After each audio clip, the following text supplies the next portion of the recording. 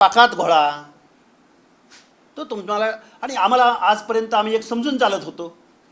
अरे किती त्या परळीच्या बंधुभावाला अरे ते कधी बरं शब्द बोलत नव्हते याच्यावर, किती टार्गेट केलं त्या छगनरावजी भुजबळ साहेबांना, जे अर्ध्या लोकसंख्येच्या बाजूनं ओबीसी आरक्षणाबद्दल बोलत होते त्यांनाही आज अर्वाच्य भाषेमध्ये एक शब्द प्रयोग केला त्याने. अरे काय मनोज जरांगे, काय आंदोलन, काय बोलण्याची भाषा. हा महाराष्ट्र आहे. महाराष्ट्रामध्ये इथं भल्या भल्यांचं वेगळं संविधान विरोधी बेकायदा आंदोलन महाराष्ट्रानं गारद केलेले आहेत.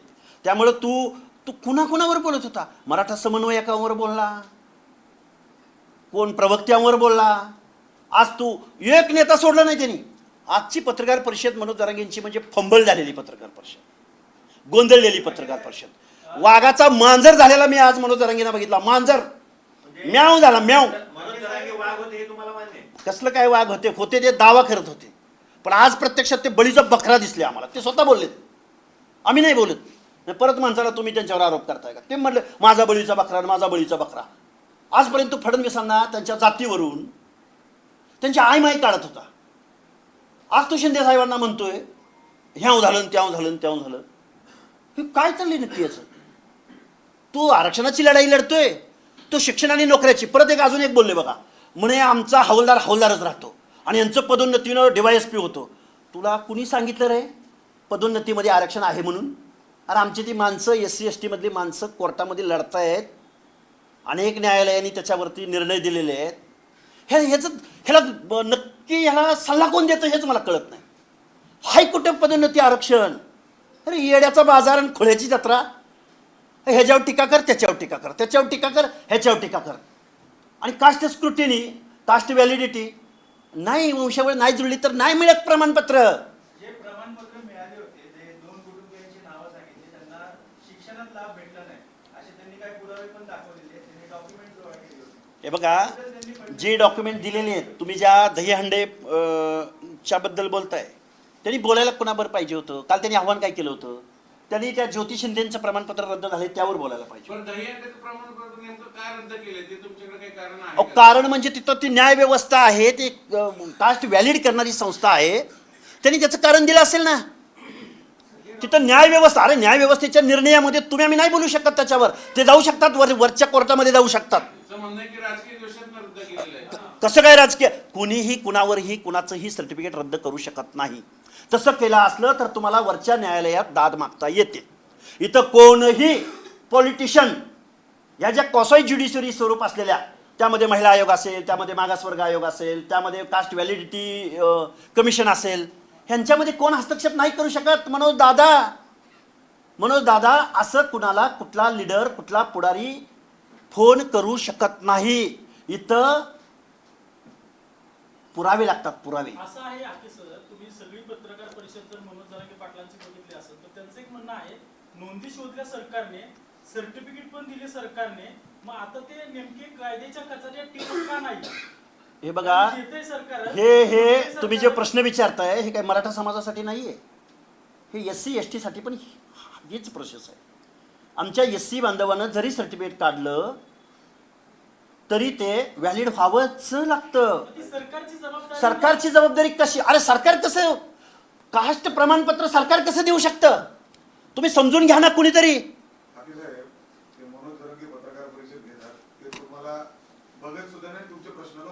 म्हणजे मी आंदोलन ऐकून तर घ्या, तुम्ही सवय तर घाला. ते तुमच्यावर बोलत नाहीत. त्यांनी पत्रकार परिषद घेतली की तुम्ही घ्यायची. ते कधी मुख्यमंत्र्यांना चांगलं म्हणतात, कधी वाईट म्हणतात. तुम्ही आतापर्यंत वाईट म्हणत होते, शिवाय देत होते. कुणाला? परंतु सगळ्यांना मुख्यमंत्री, मी कुणाला नाही शिवाय दिली. मी वैचारिक भूमिका मांडत आलोय. मी कधी कुणाला शिवी दिली नाही. शिवी नाही म्हणजे तुम्ही त्याच्यावर टीका केली. आज तुमचे कधी अचानक शिंदे एवढे चांगले कसे झाले? कोण नाही, शिंदेबद्दल ते बोलले, ते वाईट बोलले, हे संविधान विरोधी बोलले. त्यांना अधिकार नाही बोलायचं. कुणाचा असू दे ना, मग मी बोलतोय ना, मी सांगतो ना, ओबीसी बांधव एकनाथ शिंदेच्या कार्यालयात जाऊ शकत नाहीत. तर आज त्यांची मग तुम्ही पत्रकार परिषद ऐकली नाही. कुणाला? आम्ही दोघंच गेलो होतो ना, हे तुम्हाला माहिती नाही. प्रश्नच आम्हीच. अरे मग ते काय मराठा समाजाचे मालक आहेत काय? मग ते मी पण बोलतो ना मग ओबीसीचं. तुम्ही असं हे नका करू. प्रश्न असा आहे की त्यांनी भाजपवर बोलावं, तुम्ही डिपेंड करावं, त्यांनी शिंदेवर बोलावं, तुम्ही मग इकडे. मी असलं बोललो? मी काय म्हणतोय, हे बघा, राजकारण आहे.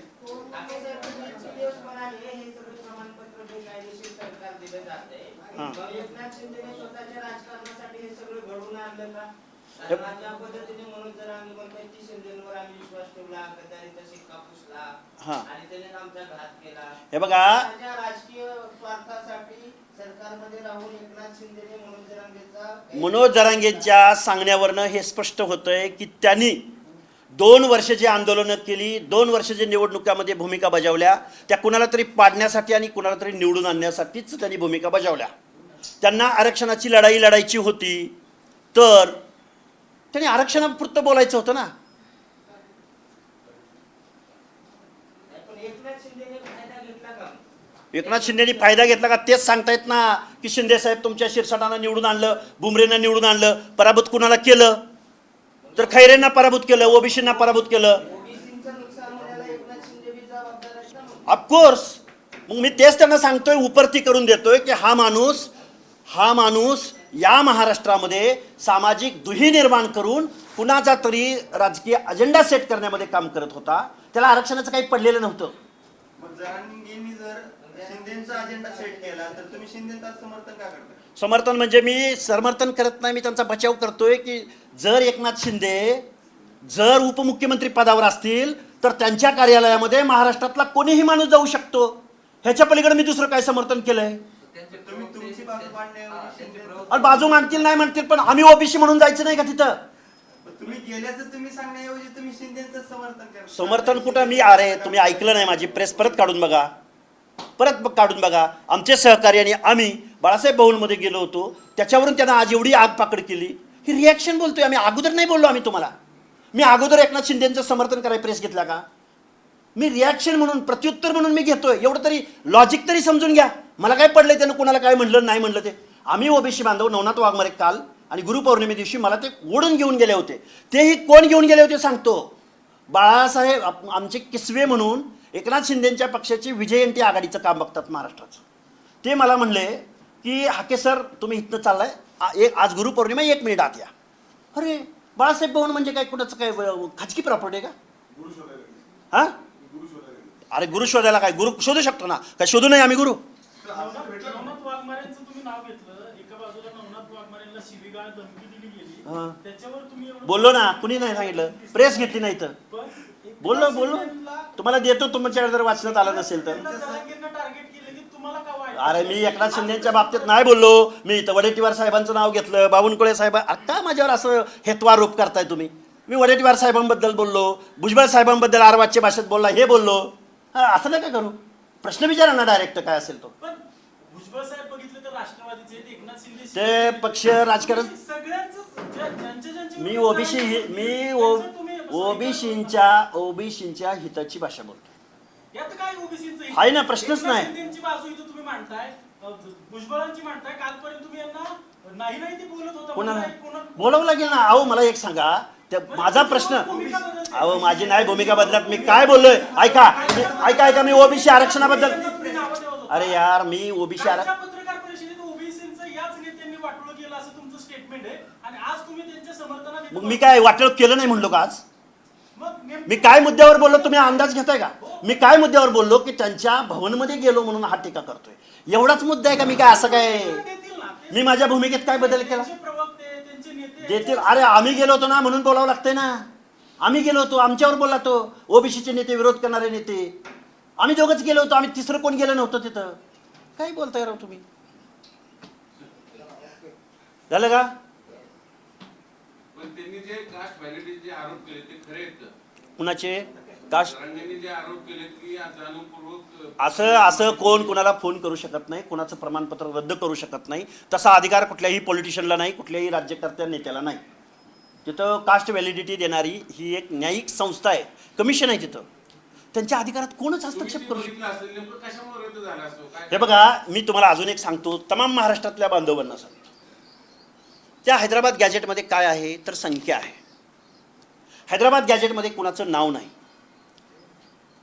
एक सर्टिफिकेट किंवा एक नोंद सापडली म्हणजे त्या गावातले, त्यांचं म्हणणं काय आहे की त्या दहीहंडेचं रद्द झालं म्हणजे 3000 लोकांचं प्रमाणपत्र रद्द होतंय. म्हणजे एकाची नोंद सापडली म्हणजे 3000 जणांना तुम्ही सर्टिफिकेट देऊ शकत नाही. त्याला जेनॉलॉजी मॅच व्हावी लागते. मी माझं उदाहरण सांगतो. माझ्या मुलाचं जर मला कास्ट व्हॅलिडिटी काढायचं असेल तर माझ्या भाऊकीतलं चालत नाही. त्या भाऊकीची वंशावळ जोपर्यंत त्या प्रमाणपत्राला जाऊन मॅच होत नाही, त्या वंशावळीमध्ये ते प्रमाणपत्र जोपर्यंत मॅच होणार नाही तोपर्यंत मला सर्टिफिकेट भेटत नाही. माझं कास्ट व्हॅलिड होत नाही. ही न्यायव्यवस्था आहे. न्यायव्यवस्थेसमोर नाही कोण काही करू शकत. मग या केसमध्ये काय झालं नेमकं? या केसमध्ये जुळली पाहिजे ना वंशावळ. जेनेलॉजी जुळली, प्रश्नच नाही. कशी जुळणार? पुन्हा जर तरी दाखवले सगळे डॉक्युमेंट दाखवून काय डॉक्युमेंट दाखवते? अहो व्हॅलिड पाहिजे डॉक्युमेंट. रक्ताच्या नात्यातलं लागतो. कसं प्रूव्ह करणार? वंशावळ जुळली पाहिजे की नाही? तुम्हाला एक उदाहरण सांगतो. एका XYZ आडनावाचं एक नोंद सापडली. त्या नोंदीवरून गावातल्या त्या आडनावाच्या माणसांना प्रमाणपत्र देईल कोण, पैसे देऊन काय करून, पण व्हॅलिड होत नाही. जोपर्यंत व्हॅलिडेशन करणाऱ्या त्या जबाबदार अधिकाऱ्याला जोपर्यंत ती वंशावळ जुळणार नाही, जोपर्यंत तुम्हाला ग्राम, जन्मपुरावा, जातीचा दाखला ही सगळी डॉक्युमेंट जी आवश्यक आहेत ती जोपर्यंत मिळणार नाहीत तोपर्यंत प्रमाणपत्र व्हॅलिड होणार नाही. मग सरकारने मध्ये JR काढले 2-4 ते वंशावळ सगळे बाजूला काढून ती पद्धतच बदलली सगळी. कोण 58 लाख नोंदीचा जो दावा करतोय मनोज जरांगे, 58 लाख जणांची वंशावळ काढायला महाराष्ट्र शासनाला काय करावं लागेल माहिती आहे का तुम्हाला? जरांगेला तर माहिती आहे का? 58 लाख नोंदींची वंशावळ कोण काढू शकतो? आणि कसं तुम्ही प्रमाणपत्र 58 लाख प्रमाणपत्र मागताय? काहीतरी चाललंय. कायद्याचं राज्य इथं. तुम्हीच मागे म्हणाला होता की ओबीसीचं आरक्षण संपलंय, मराठ्यांची घुसखोरी झाली. मग तुम्हीच म्हणताय की व्हॅलिडेशनच नाही. व्हॅलिडेशन नाही म्हणजे ओबीसीचं आरक्षण कसं संपलं? तुम्ही बांधवांनो थोडासा अभ्यास वाढवा. प्रमाणपत्र दिलेत, नोंदी काढलेत, म्हणजे ती प्रमाणपत्र व्हॅलिड आहेत का नाही हे व्हॅलिड करणारी परत संस्था आहे. तुमचं प्रमाणपत्र काढलं म्हणजे तुम्ही व्हॅलिड ह्या भ्रमात राहू नका. ते SCलाही राहता येत नाही, STलाही राहता येत नाही, VJNTलाही राहता येत नाही. तुमच्या प्रमाणपत्राला चॅलेंज केल्यानंतर ते प्रमाणपत्र व्हॅलिडिटी कमिशनकडे जातं. व्हॅलिडिटी कमिशनला जर ते मान्य नसेल तर तुम्ही तो दावा करू शकत नाही. तुमचं प्रमाणपत्र रद्द होतं. जेवढी चॅलेंज झाली ही बेकायदा काढलीत आम्ही सांगतोय ना ही बेकायदा आहेत. हे स्क्रुटिनी कमिटी समोर टिकत नाहीत. आम्ही वरडून सांगितलंय. पण बेजबाबदार बेकायदा ज्याच्या विरुद्ध आपण दखल मागितली नाही, न्याय मागितला नाही, ते तसेच घेऊन जातात.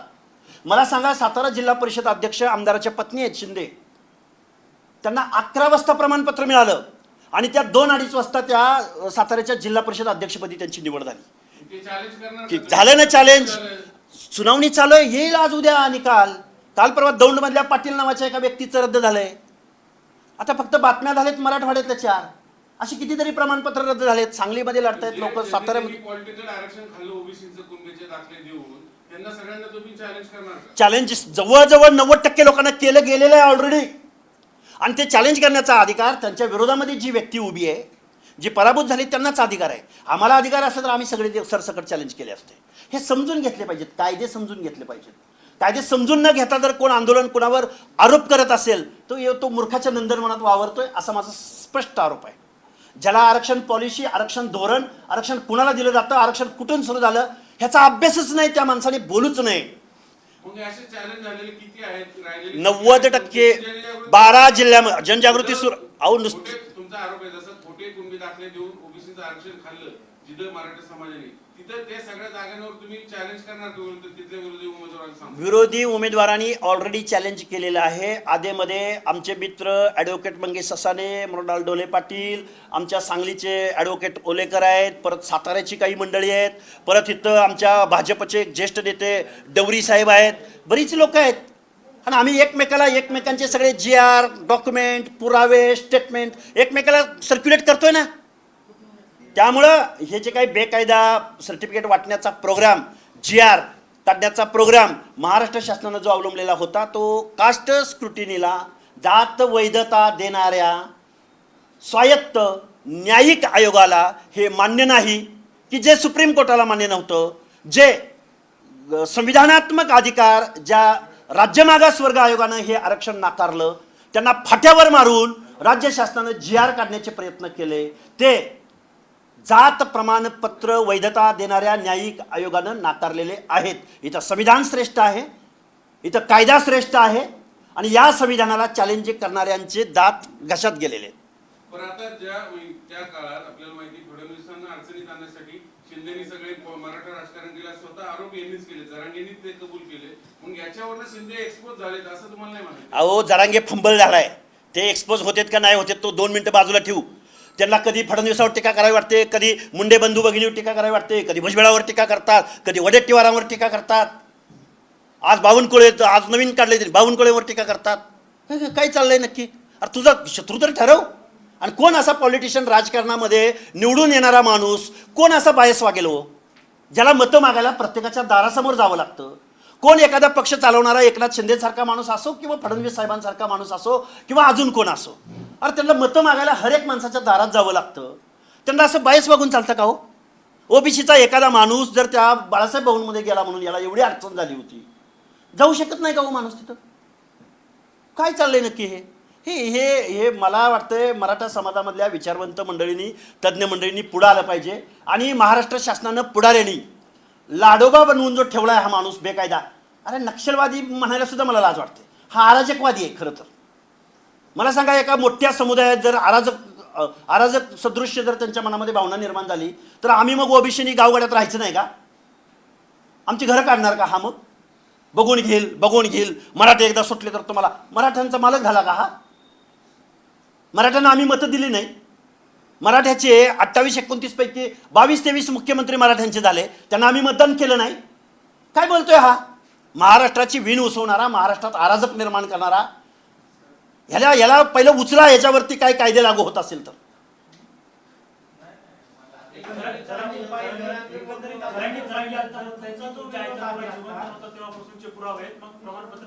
अरे काय बोलतोय, याला कळतंय का?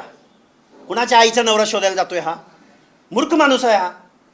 त्याने शिवी दिली म्हणून मला शिवी द्यावीशी वाटत नाही. पण किती मूर्ख आणि किती बावळट माणूस आहे, गोंधळलेला माणूस आहे, हे यातून दिसून येतं आजच्या प्रेसमधून.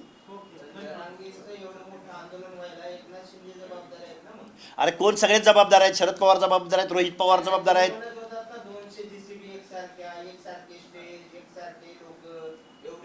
मग म्हणतच होतो ना, मी कुठं नाही म्हणतोय, आता कुठं नाही म्हणलो का? अरे मी एवढ्याच परिप्रेक्ष्यात बोललोय, एवढ्याच इन्व्हर्टेड कॉम्यामध्ये बोललोय. बांधवांनो, इन्व्हर्टेड कॉमा अपस्ट्रॉफी काय ते? अहो मी तेवढ्याच परिप्रेक्ष्यात बोललोय की त्यांच्या कार्यालयात एखादा ओबीसी कार्यकर्ता जाऊ शकतो का नाही, एवढं बोललोय का मी? काय बाकी त्यांच्या भूमिकेत समर्थन केलंय?